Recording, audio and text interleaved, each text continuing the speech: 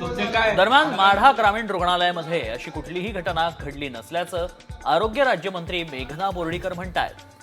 तर या प्रकरणानं ग्रामीण आरोग्य व्यवस्थेची दुरावस्था पुन्हा समोर आल्याचं ठाकरे गटाच्या प्रवक्त्या सुषमा अंधार यांनी म्हटलंय. त्यामुळे आता या घटनेवरनं राजकारण रंगताना पाहायला मिळतंय. सगळ्यांना बोलू.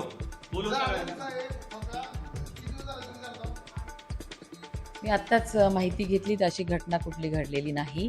तरी देखील आम्ही आरोग्य उपसंचालक पुणे यांच्या मार्फत ह्या सगळ्या घटनेची चौकशी करू, कारण की एका बातमीमध्येच हे आमच्यापर्यंत आलेलं आहे आणि जर कोणी दोषी असतील त्यांच्यावर कारवाई केली जाईल. दीनानाथ मंगेशकर रुग्णालयातली घटना ताजी असतानाच पंढरपूर माड्यामध्ये ज्या पद्धतीने एका मायमाऊलीला ती ओली बाळंतीण असताना तिला सरकारी दवाखान्यामध्येच साफसफाई आणि स्वच्छतेची कामे सांगितली, हे धक्कादायक आणि तितकंच संतापजनक आहे.